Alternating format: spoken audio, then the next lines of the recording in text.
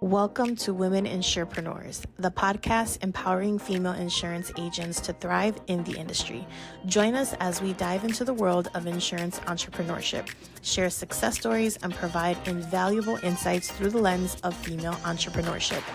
Let's unleash the power of women in insurance together. Welcome back to another episode, ladies, of Women Insurepreneurs. Welcome. Today's going to be a really fun one because we are interviewing our very own Miss Sonia Rodriguez.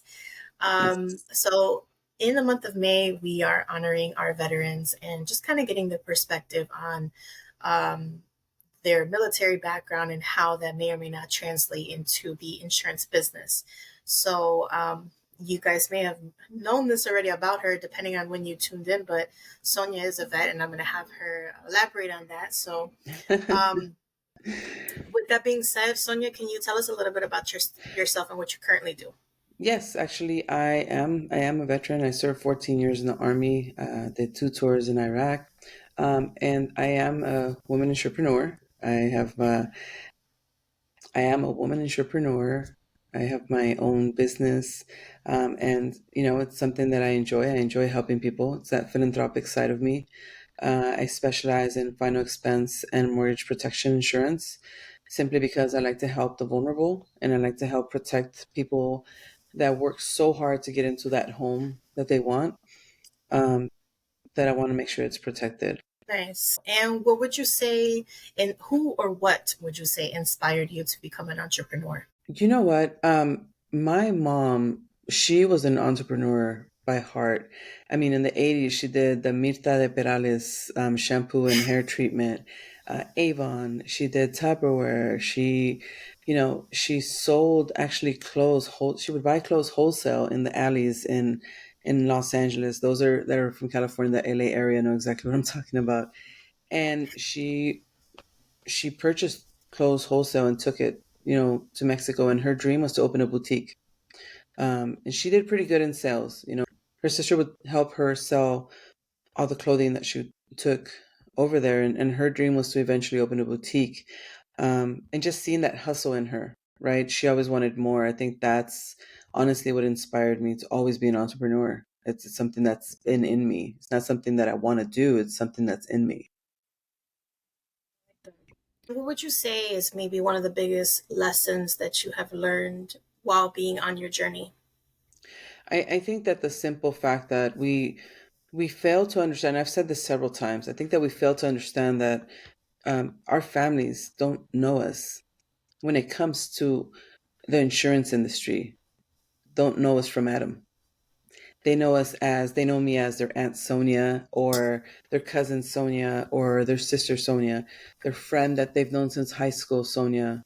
They don't know me as the caring, knowledgeable insurance agent Sonia. And I think that that's one thing that we all fail to realize, that we really take it personal, right? They know us for our failures. They know us for our past. They don't know us for what we're accomplishing when it comes to the insurance industry. And I think that we take that too personal. It's a sense of, yeah, it'll be awesome if they help you, right? But I'm gonna tell you one thing.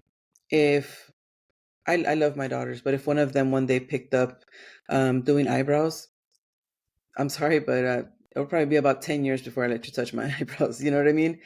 Because as much as I love you and I want to support you, I just, or my hair, I'm not going to let you dye or cut my hair if you just started. It's something that's understandable, right? And that's the one thing that I learned, that you're going to get most of your support from strangers instead of your own family. And some of it might be because of why I said, and some of it might be because, they want to see you successful. Unfortunately, not more successful than them. And that's the reality. And then I think you can relate when I say that, because I think we all have someone or some people like that in our background or in our families that, once you start becoming successful, they just don't like it and they just won't support you. Yeah, that's true, and that's a good point. And we say this, like she said, all the time, but the faster you come to that realization, Mhm. it's like you're bracing yourself for that, right? So Yes, that you're not taking it so personal, because it is going to exactly. happen. There, even if you do have the most supportive family and friends, you're probably going to feel that lack of support from someone that you thought could Mhm. have done more, or you thought, man, I thought we were cooler, I thought we were closer. So, Mhm. Yep, um, absolutely. I have a really close friend, and I immediately, approached her and wanted to set up an appointment to speak to her and her husband about potentially setting up a policy to grow their investment. And at first, it caught me off guard that she's like, no, we're pretty set how we are and where we're at. But I had to understand that that's their baby, that's their safety net. They're investors, they're in the real estate market, and I can't hold that against them. You know what I mean? It's something that I wasn't as experienced in at the time, and you have to learn to respect that. And like you yeah, said, the sooner you understand that, the sooner you'll avoid having your feelings hurt. yeah. And also, too, I think, and this is probably something that I should have thought of before, but it could be that, right, that the lack of support. But I also think that because when you're doing insurance and retirement, you're getting deep into what they make, what Yeah, their personal, their social security. So not yeah, everybody is willing to share that. yeah. Again, despite of how close your relationship is, I'm not one that walks around asking my friends, "Hey, how much do you make? How much is your Oh rent, or how yeah. much is your That's mortgage?" that's taboo. You So don't speak about that. yeah, Yeah. so you may have people that rather go by somewhere else because, hey, I don't really want Sonia to know my business. Yeah. I love her as a friend, but so there may be some of that as well. But I think at the end of the day, Exactly. just don't take it personal, really. Yep. And like she said, you'll get support from strangers. You'll get people that are willing to be an open book with you. So Yeah. you just got to find those people. Exactly. True. Um, Between and Sonia, do you feel there's a correlation with regards to discipline between you and the military and you and your insurance entrepreneurship? Oh, most definitely. I think the number one thing we learn that they ingrain in us in the military, then the very first thing is discipline, right? Um, I think that a lot of people think motivation is key to succeeding in anything, and it's not. It's discipline. If you don't have discipline, I always say discipline kicks in when motivation lacks. Discipline is when I always say when you lack motivation, that's when discipline kicks in, and it has to. Discipline is what keeps you on the phones. Discipline is what keeps you making appointments when you're tired and you want to enjoy time with your family or you want some sleep, right? It's the discipline that kicks in. But I think not only that, but one of the other core values in the army is selfless service, right? And that's instilled in me. I have a philanthropic heart that I just love helping people. I love helping others, and that's why I love writing IULs and I love helping people set their children up right for the future or set themselves up, like especially people that are in the early 20s or early 30s. Like I love setting them up with an IUL, right? But I think it's that selfless service in me that I'd rather help a senior citizen or I'd rather help a family set up a burial plan for their families, and set them up so their families aren't struggling to pay that 10, 15, $20,000 mortuary bill, And it's not much. I really don't get that much of a commission from those plans, but from those policies, but if it's more fulfilling for me, it makes me feel, more fulfilled to be able to help somebody that's more vulnerable when it comes to this industry. Yeah, that's true. And you touched on this a little bit, right? How motivation is kind of fleeting, right? That can come and go. But what would you say keeps you driven to tap into that discipline when you really don't feel like it? Honestly, the number one thing that keeps me driven is my children and my children's children and the ones that are to come. My biggest goal, I think, from here until the day I take my last breath, is to leave an impact. Shout out to Impact Legacy. But I literally want to make an impact and leave a legacy. I want to be the one in my family where my kids and my great grandchildren look back and say, wow, we're in this space, right? Because my grandmother or our great grandmother took a chance and went for it and built her Mhm. empire. And this is an amazing legacy. I mean, at the end of the day, will they carry on that legacy? I mean, Look at the Rockefellers, right? Look at the Carnegie family. Um, it's just it's people that started with one person. I think a very a famous, it's a well-known podcaster that I listen to that said, you know, you look back on a wealthy family and there's always that one person that took a chance, one person in that family that took a different, it made the family's lineage go in a whole completely different direction. And in my family, I am that one. And that's what keeps me going. Whenever I start lacking motivation, I, I, I remind myself of why I'm doing it. You know, I look back at pictures and I look at pictures of my current grandson and start imagining any future grandchildren. I look at a potential new home. I want to leave properties, stuff like that. You know, that's what keeps me going. Reminding myself of my why. That's what I always, whenever I feel, we all get there, right? You're an entrepreneur, you understand. We all get so tired and we start thinking, why am I doing this? Why am I putting myself through this, right? But it's that it's remembering your why that keeps you motivated and keeps you driven, keeps you going. Yeah, yeah. And as far as your journey, what would you say is either some of the biggest challenges or one of the challenges that you've encountered that you've either overcome or currently going through and are planning to overcome?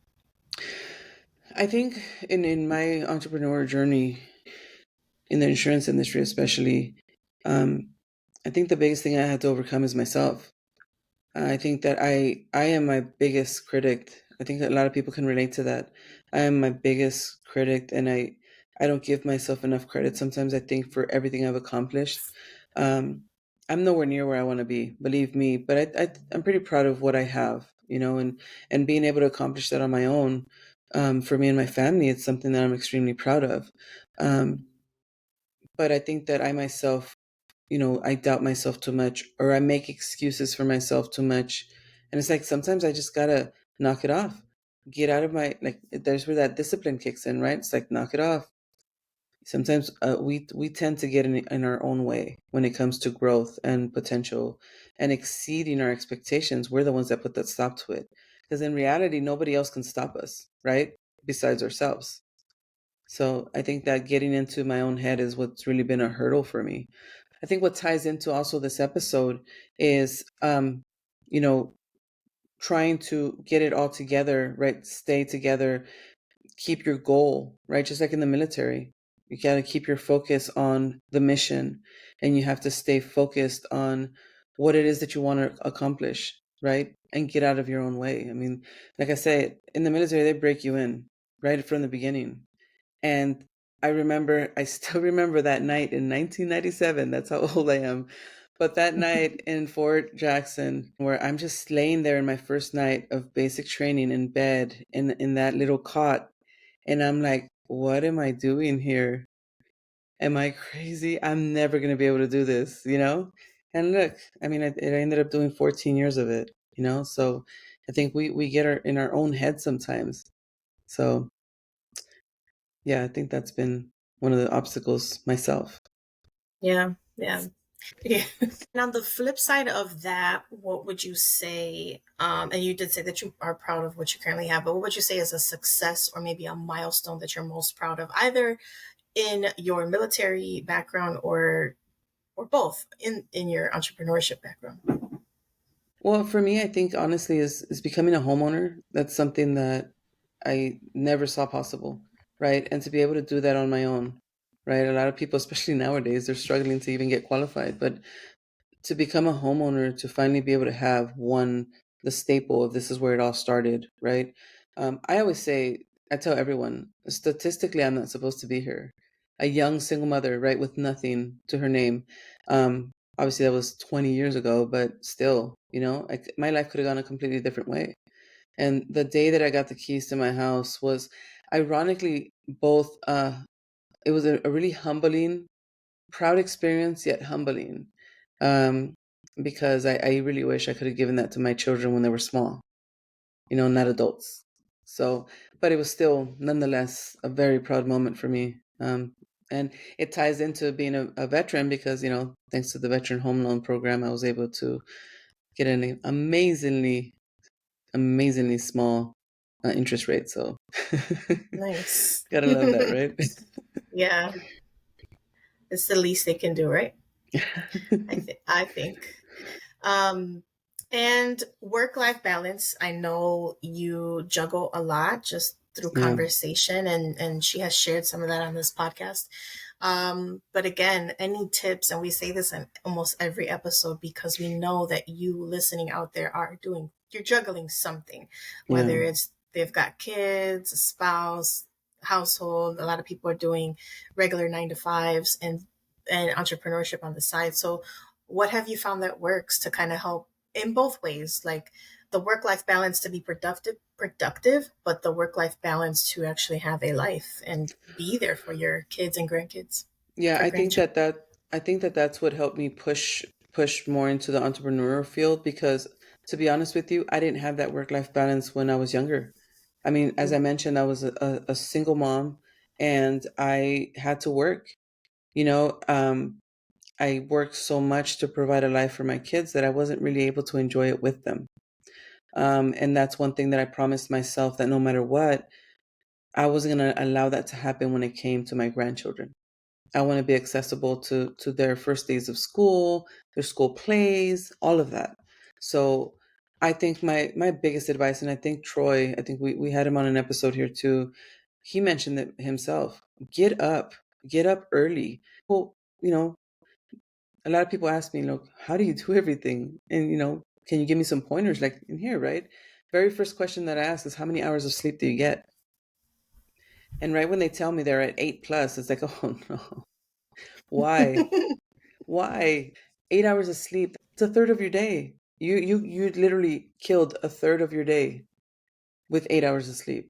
I think just like myself, Troy gets up 5 in the morning, right? Get your workout in, right? Workout, meditation. If you don't like to work out, I get it. Start setting up your books, setting up your appointments, everything you can before the kids even get out of bed, And I think that the important part of the work life balance is that you have to remember why you're doing it. You know, you have to remember why you're doing it. Then that reminds you, I need to give them time too.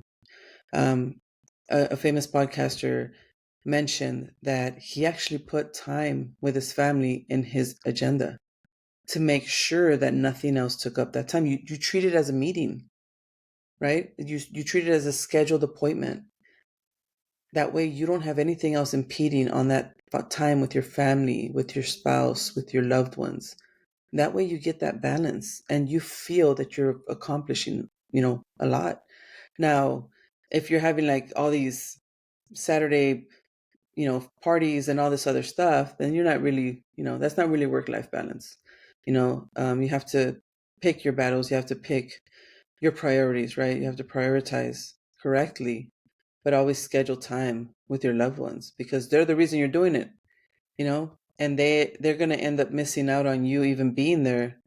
Yeah, you're providing all this life for them, but you're not even able to live it with them, so that just always remember your why and schedule that time in with your loved ones to make sure that it happens. Yeah, I remember. So I did a program here in Chicago, and I think it's in different states actually, not just Chicago, but it's called Master's Commission with my church, and it's a discipleship program, and I'm not going to say it's anywhere like the military, but they do have like this thing that they call Hell Week, and they wake you up really early, and they kind of rough you up a little bit to make sure that you're down and you're Mentally, committed to, yeah, yeah, you're mentally physically tough. and mentally, Yeah. because they made us do like running and all this stuff, to show that, hey, if something were to go down, if there's a disaster somewhere and you guys need to fly to New Orleans to help clean up things, like can you mentally and physically do that, right? Mm-hmm. So, and I struggled with time, I struggled with being on time, and so my pastor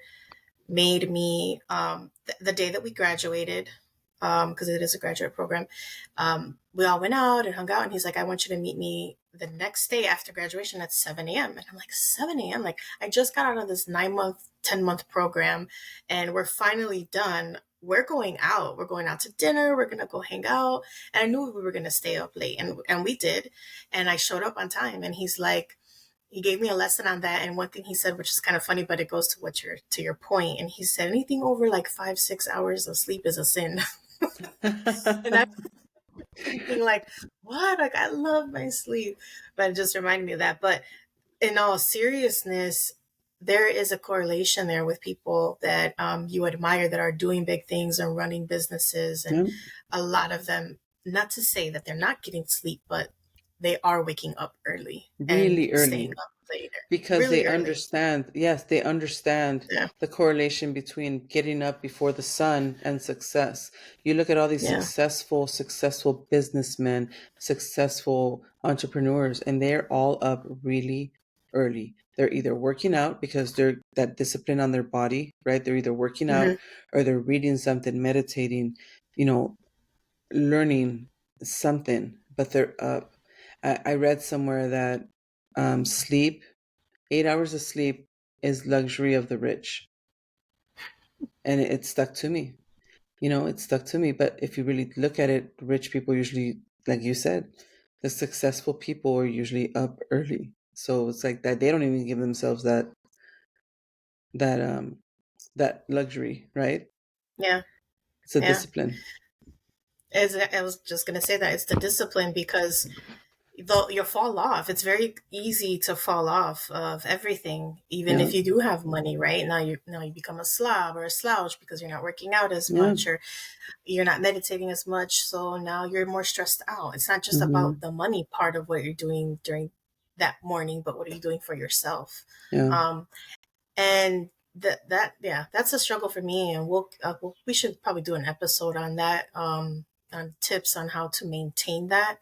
I think especially as women, right? Because how do you get up and want to work out when you've got cramps? How do you make calls when you're like, I'm PMSing, like I can't sit here and dial and get Yeah. hung up on because I'm gonna rip someone's head off. Like, how do we navigate that as women? So really good point. And as far as mentorship and support, do you feel that you've had any mentors or sources of support that have been instrumental for you?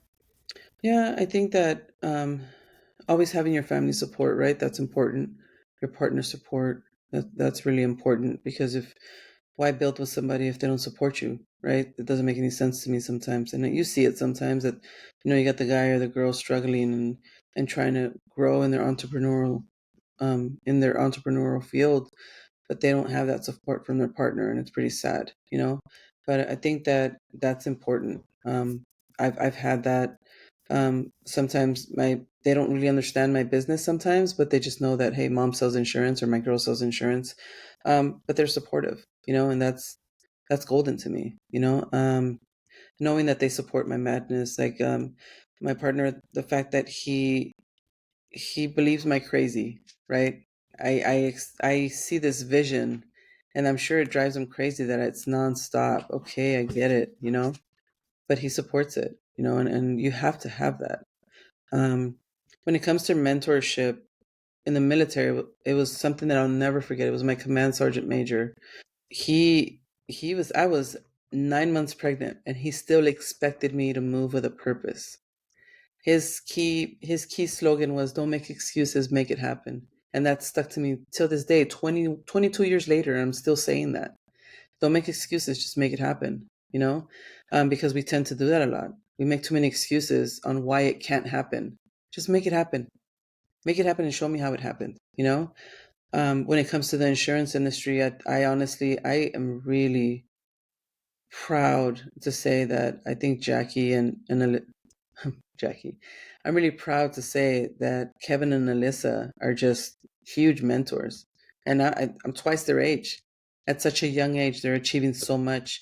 And I don't mean like they've grown this huge agency or they make 15,000 a week. It's because everything they've overcome to be successful. A year ago, they weren't where they're at now, but they didn't give up and they kept going. Now, what other mentor do you want besides that? That's really been there where you're about to lose everything, but you still believed and you still kept going because you believed in your plan, you believed in your entrepreneurial drive, and you believe that you can do it, and those two are just great mentors. They really are. And not to mention Roger, like he is so inspirational. His story, if you ever get a chance to listen to Roger Short's story, I mean, just starting over. I mean, he's an immigrant, himself, granted from Canada, but he's still an immigrant, and to start over in a brand new country with no one. And if you listen to his story of his wife and his family, how they started out, it's amazing. His mentorship and his motivation. He's the most humblest person. As successful as he is, he's the most humble person I've ever met. Him and his wife, they're just the most humble couple I've ever met, and they have so much at their disposal because of how hard they worked. And that's another one of my mentors. It's just amazing. um, till this day I still reach out to my master sergeant Melendez, Rafael Melendez. Shout out to you, Big Sarge. We still keep in contact through Facebook. Him and his wife actually drove by when they were doing a motorcycle drive. They drove by and stopped by my house. He's huge mentor. He's always been a mentor to me, because he listens without trying to change my he listens without trying to change my views on things, but just making myself really analyze what it is that I'm going through, so I can come up with a solution myself. You know, so he's another one of my mentors. I think in different aspects in our lives, we have different mentors to help us through everything, different stages. You know. Hmm. That's really good. That's really good. It sounds like you've had a lot of mentors. And by the way, we say this all the time, but that is why we are doing this group, right? Because you may be thinking like, wow, I would love to have you even one mentor, even one positive person that I can follow. It sounds like you had a lot of mentors and people that have supported you. And that's again why we are taking the time to do this, is to be that support for our listeners, for you listening, right? Because you may Absolutely. you may think like, wow, Sonia was blessed to have, she probably named like at least 5 people. And I don't even have one that I can look up to. We have a girl on here that's actually looking for a mentor. So that's why we're doing this, right? We want to be that source of support for you. So be sure to connect with us and follow and ask us Absolutely. questions. We Yeah. will not bite, but that's what we're here for, because it is important. As you see, Yeah. that's what's helped her get to where she's at today and continue. So, Absolutely. And you said the key word, continue. Because how many people, they get to the top of the mountain and they're good, and they don't realize that that's not even the peak of the mountain. That's just a little hill. yeah, Imagine if you would have kept going. And that's, like you said, to continue. Yeah, we get to wherever we're at, but you always want to get to that next step and continue. That's what I want. yeah, keep growing. How do you envision your business making an impact in your community in the future or on your clients? Well, as I mentioned, I'm very big on the final expense market, simply because I think our seniors are a vulnerable um, market. I want to make sure that they're not sold this hundreds of thousands of dollars policy when all they want is to leave money for their family to be able to give them a proper burial. Um, and I just want to make sure that I help them. I want to make sure I help keep as many people off of GoFundMe to bury their loved ones as I can. Honestly, that's what I want. If I could, and people say, well, you shouldn't say, that's not fair. Not everybody can afford a policy. You know what? You're wrong. You know how many people I've sold a policy to that's like $20, $30? And you're telling me that that we can't afford that? Really? When you spend like $200 a month on beer, or on, hanging out with your friends, and you're telling me you can't pay $20, $30 a month to leave money for your parents to bury you, or to leave money for your kids to bury you? For me, I like to spread that knowledge. It's a lot of ignorance when it comes to life insurance in general. People just don't think that they can afford anything. And a lot of people nowadays cannot, especially in this economy, cannot survive $1,000 emergency, much less a $10,000 burial. That's impossible, and that's why they have to resort to GoFundMe, to set up all these, dinners and selling things to help pay for funerals. It's like, it's not something that I like seeing, because it makes me think they were so young, they could have afforded a policy for $20 a month, you know? So that's one Yeah. thing that I would really love. And Second of all, like I said, owning a home was a dream come true to me. So I don't know what I would owning a home was a dream come true to me. So I want to make sure that people continue to live that dream of having their home, and not have the fear of, if my spouse dies, how am I going to pay for it? Especially with the mortgage rates the way they are now, $6,000 home payments. You can't do that on your own, unless you're making six figures at work. Pretty much your whole paycheck's going to go to the mortgage. And so imagine if your spouse ends up passing away, that second half of the mortgage is gone, and you run the risk of losing your home. So I'm just keeping people in their homes, keeping people secured from losing their homes in case, the main breadwinner or the one that helps you pay the mortgage goes, you have that safety net. I want to make sure that besides having my own policy, I made sure I had mortgage protection as well to make sure that that's not an issue when it comes to my family. Those are really good missions. And lastly, Sonia, what is a tip, tool, or resource that you would like to share with our audience, maybe somebody listening and resonating with your story? Well, obviously, follow Women Insurepreneurs, right? We have a lot of people just like you. That's why we like to interview all these people just like you. You don't know who's out there. You never know. You don't know me from Adam, so you don't know what if we're living the same life. You're just 20 years behind me, and it's like, wow, she overcame that. She did all that. Wow, so follow us, obviously, right? The Life Insurance Academy, the podcast. I mean, shout out to those guys. They're the reason I am where I'm at, and they help me continue my mission and remind me of where I am going, where I'm going. That's another resource. Tune into podcasts. Tune into all these podcasts and YouTube videos out there. Besides the Women Entrepreneurs, we have a YouTube channel. Obviously, that's where this video goes as well. Besides Spotify, there's so many podcasts out there. So many people that tend to listen to music on their way home from work. Imagine listening to a podcast or listening to a book on your way home from work when you're stuck in traffic. It's just learn, try to grow what you have. And yeah, let's just tune into the Women Entrepreneurs podcast. Thank you. That's a good point. Yeah, I mean, we said this in the last episode or one of the episodes. I don't remember, guys. As we continue to do these, they're all just mumbling and jumbling in my Yeah, brain, they're all but blending in. they're blending in. But I met somebody at a virtual networking event that we did with the Women Insurepreneurs, who I found out lives like 10 minutes from me. So Yeah, what are the odds of that? You never know who you're going to connect with. And right away, she was like, I'm down to help you. Let's meet at a coffee shop. So you people out there, so you ladies listening out there can find someone that you can connect with and be inspired. I'm motivated by her to say like, hey, let's collab. Like she's not even letting me be lazy. She right away was like, let's do this. Let's do this. Let's do this. I'm like, cool. I'm going to feed off that energy. So yeah, exactly. well, Sonia, again, thanks for, as always, joining us. But thank you especially for today for sharing your story and letting us pick your brain. And Of thank you for course. your service as well. Thank you. Thank you. Actually, this month I celebrate 13 years since my retirement from the military. So it's May is always important, right? It reminds me of my service. So Awesome. That is awesome. And thank you, ladies, for tuning in. thank And you so we will see much. you on the Yes. next one. Bye.